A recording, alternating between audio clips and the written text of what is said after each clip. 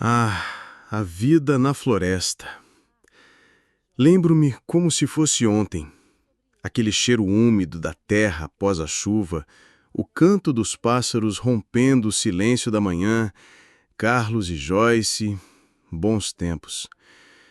Entro na cabana, o cheiro de café fresco paira no ar. Sabe, a primeira coisa que eu fazia todas as manhãs era o café. Carlos, sempre o primeiro a acordar, já deixava o fogão a lenha a postos. O tilintar da chaleira enchendo, o borbulhar suave do café, isso me trazia uma paz indescritível. Era o prenúncio de um dia calmo, de uma rotina que eu amava. Vejo Joyce saindo para o jardim, pés descalços na grama orvalhada. E a Joyce, ela tinha um jeito todo especial com as plantas. Lembro-me dela escolhendo os cogumelos mais saborosos ou colhendo os morangos vermelhos e suculentos. Vê-la sorrir, com a terra nas mãos e o sol nos cabelos, me enchia de uma alegria simples e profunda. Era a felicidade nas pequenas coisas, sabe? Uma felicidade que a cidade parecia ter esquecido. Risos suaves do narrador, um contido de pura satisfação. Ouço o barulho das ferramentas de Carlos na oficina improvisada nos fundos. Carlos era um faz-tudo. Consertava tudo, desde o telhado que pingava até a velha cerca que teimava em ceder. O som da serra cortando madeira, o martelar ritmado, o cheiro de verniz. Era a trilha sonora da nossa autossuficiência. Saber que ele cuidava de tudo, que nossa casa era segura e sólida, me dava uma sensação de segurança que eu nunca sentia em nenhum prédio de concreto. Mas nem tudo eram dias ensolarados. Lembro-me de uma vez em que o vento uivava como um lobo faminto e a chuva caía em torrentes. As árvores gemiam e eu sentia um medo antigo me dominar.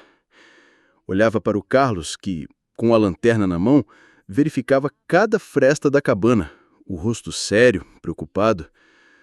Joyce, ela não demonstrava, mas eu sabia que ela também sentia. Vi seus olhos marejados quando um raio iluminou o céu com uma força assustadora. Naquele momento, o calor da lareira parecia insuficiente para afastar o frio que sentia por dentro.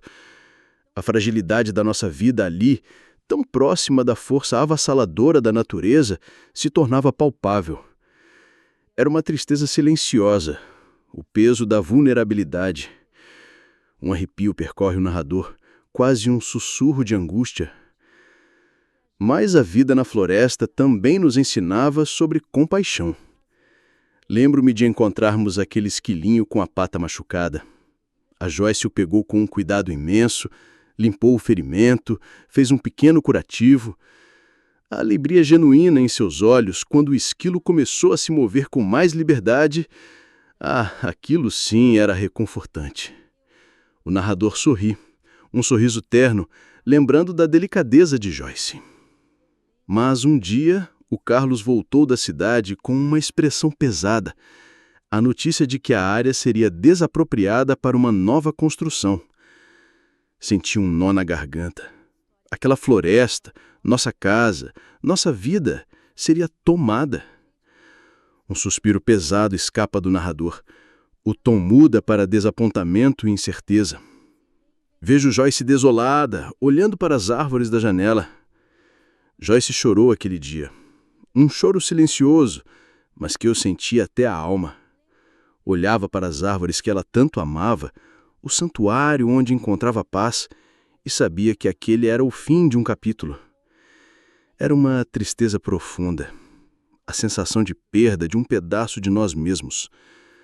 Uma lágrima solitária escorre pelo rosto do narrador, um lembrete da dor compartilhada. A última vez que olhei para a cabana, antes de partir, senti um aperto no peito. O cheiro de pinho, o silêncio familiar da floresta, a lembrança dos dias felizes e dos momentos difíceis.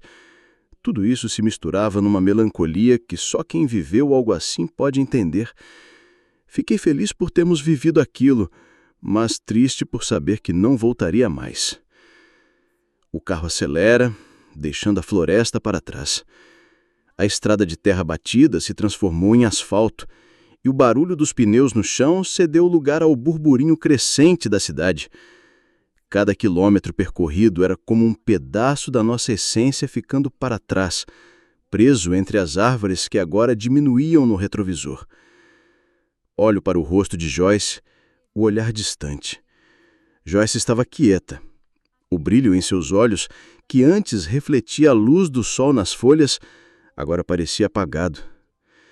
Eu sabia que ela não chorava mais, mas a dor estava ali, estampada em cada linha do seu rosto. Lembro-me de tentar segurar na mão dela e senti a frieza que o medo e a tristeza deixam na pele. Era um silêncio pesado, cheio de perguntas sem respostas e de um futuro incerto. Chegamos ao nosso novo apartamento, pequeno e barulhento.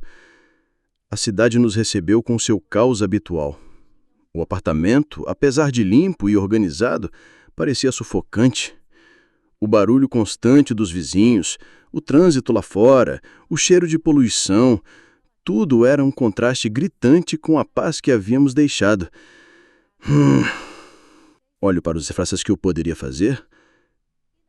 Carlos, na sua tentativa de ser forte, tentou manter o ânimo. Preparou um café, igualzinho que fazia na cabana, mas o cheiro não trazia a mesma nostalgia reconfortante. Era apenas café. Joyce olha pela janela do apartamento para o céu empoeirado. Joyce passava horas olhando pela janela, não para a imensidão verde da floresta, mas para um pequeno pedaço de céu, muitas vezes encoberto pela fumaça dos prédios. Via-a suspirar e eu sentia a saudade dela dilacerar meu próprio coração. O narrador inclina a cabeça, um reflexo da saudade que vem em Joyce, uma dor compartilhada. Um dia, Carlos recebe uma ligação do trabalho.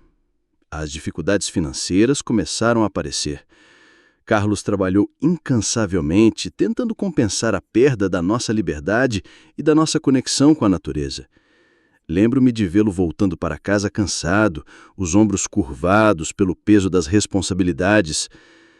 Busquei em vão algum resquício da felicidade que sentia na floresta.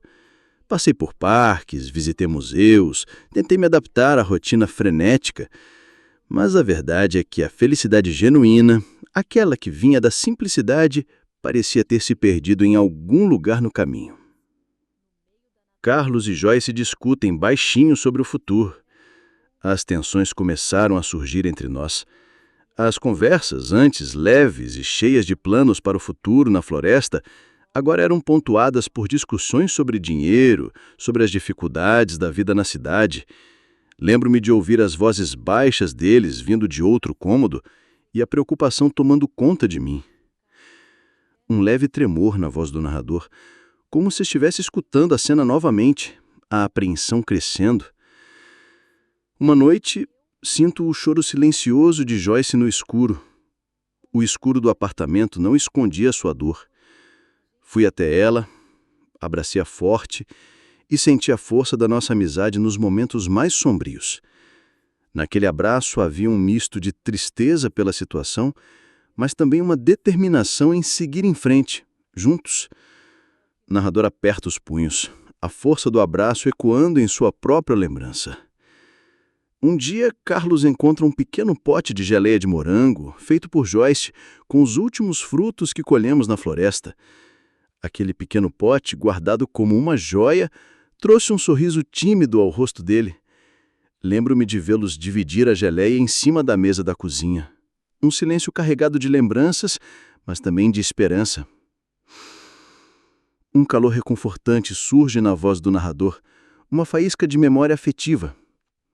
E então, aos poucos, um fio de esperança começou a surgir.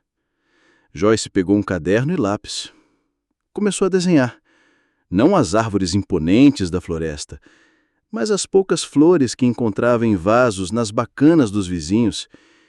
Era um recomeço, um jeito de trazer um pouco da beleza que ela tanto amava para aquele novo ambiente. O narrador sorri, genuinamente esperançoso, como se visse a cena pela primeira vez.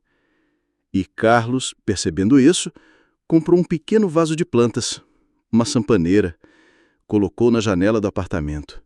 Vê-la cuidar daquela pequena planta, sentir o toque da terra nas suas mãos novamente, trouxe um vislumbre da antiga Joyce. Aquele pequeno gesto, simples e cheio de amor, me aqueceu o coração. Uma leve melodia, como se o narrador estivesse cantarolando baixinho, um lá-lá-lá cheio de carinho. A floresta sempre será uma parte de mim. A tristeza de ter deixado aquele paraíso ainda está presente, mas aprendi que a felicidade não está apenas em um lugar, mas na forma como enxergamos o mundo. E assim, mesmo na cidade, aprendi a encontrar beleza nas pequenas coisas, a valorizar o amor e a resiliência que nos mantêm